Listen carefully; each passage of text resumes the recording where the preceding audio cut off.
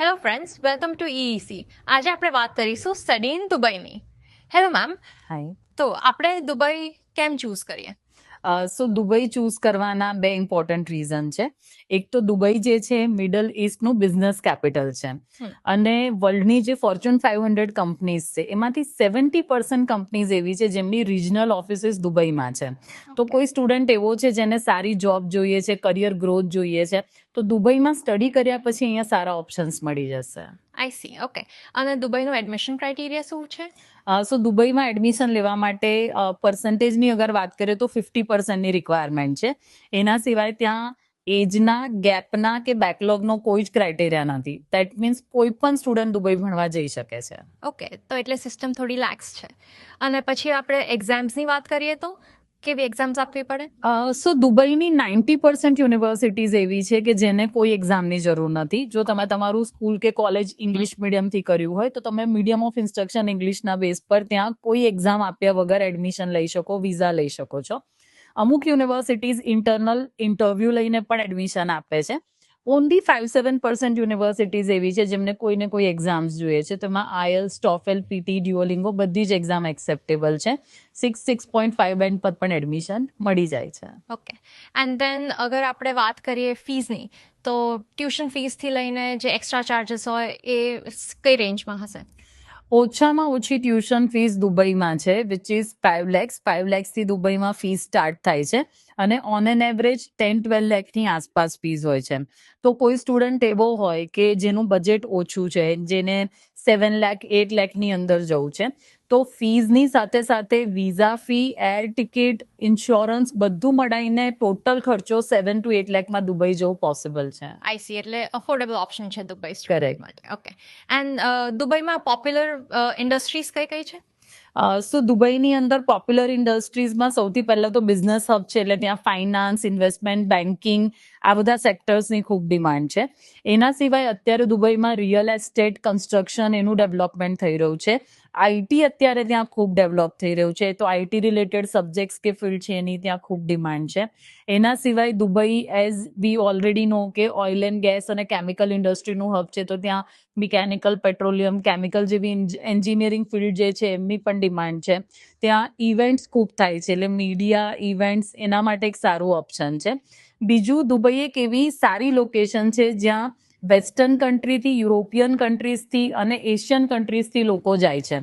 તો ટુરિઝમ અને હોસ્પિટાલિટી પણ ત્યાં સારું ડેવલપ છે. ઓકે.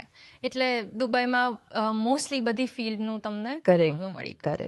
અને પછી અગર આપણે વાત કરીએ જોબ ઓપોર્ચ્યુનિટીઝની, તો જોબ ઓપોર્ચ્યુનિટીઝ પાર્ટ ટાઈમમાં અવેલેબલ છે કે ફૂલ ટાઈમમાં અવેલેબલ છે? સો પાર્ટ ટાઈમમાં પણ અવેલેબલ છે અને ફૂલ ટાઈમમાં પણ અવેલેબલ છે. ઇનફેક્ટ દુબઈમાં મોટાભાગની યુનિવર્સિટીઝમાં કાં તો વીકેન્ડમાં ક્લાસીસ હોય છે, સેટરડે સન્ડે 2 દિવસ, કાં તો ઇવનિંગમાં હોય છે 6 to 8ના ટાઈમમાં. તો બાકીનો સમય સ્ટુડન્ટ પાસે એવો ટાઈમ છે કે જોબ કરી શકે છે. તો ઘણા એવા અવર્સ એને મળી જાય છે પાર્ટ ટાઈમ જોબ કરવાના. અને દુબઈમાં તમે સ્ટડી કરો પછી ત્યાં આગળ કોઓપ, ઇન્ટર્નશીપ એવા પણ ઓપ્શન્સ હોય છે. સ્ટુડન્ટ નેટવર્કિંગ કરી શકે છે. ઇનફેક્ટ દુબઈનો અનએમ્પ્લોયમેન્ટ રેશિયો ઓછો છે, 1.9%.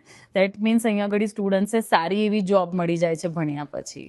ઓકે. એટલે બીજા કન્ટ્રીઝ જેમ કે યુએસ છે કે કેનેડા છે એવું એટલું જોબ માટે સ્ટ્રગલ નથી કરવું? ના, અહીંયા સ્ટ્રગલ નથી સ્ટુડન્ટ્સને. એન્ડ ધેન હવે આપણે વાત કરીએ વિઝાસની, તો વિઝા રેશિયો શું છે? સો દુબઈનો વિઝા રેશિયો 100% છે. સો દુબઈમાં એઝ સચ કોઈ રિજેક્શન્સ નથી આવતા. ઓલમોસ્ટ 100% વિઝા રેશિયો છે. ઓકે. એન્ડ ધેન આપણે વિઝા ટર્ન અરાઉન્ડની વાત કરીએ તો? સો વિઝા ટર્ન અરાઉન્ડ ટાઈમ વાત કરીએ તો 2 દિવસમાં વિઝા આવી જાય છે, મેક્સિમમ 1 વીકમાં વિઝા આવી જાય છે. તો કોઈ સ્ટુડન્ટ એવા હોય જે લાસ્ટ મોમેન્ટ પર પણ એવી પ્રિપેરેશન કરે છે, 15 દિવસ પહેલા, 1 મહિના પહેલા કે વિધિન અ મંથ મારે આખી પ્રોસેસ કમ્પ્લીટ કરવી છે, તો એ દુબઈમાં પોસિબલ છે. ઓકે. એન્ડ ધેન આપણે જ્યારે વાત કરીએ વિઝાના ડોક્યુમેન્ટ્સની, તો કયા કયા ડોક્યુમેન્ટ્સ જોઈએ? સો દુબઈ પહેલી એવી કન્ટ્રી છે જેમાં વિઝા ટાઈમ પર કોઈ બેંક બેલેન્સ કે ફાઇનાન્શિયલ ડોક્યુમેન્ટ્સ નથી બતાવવાના હોતા.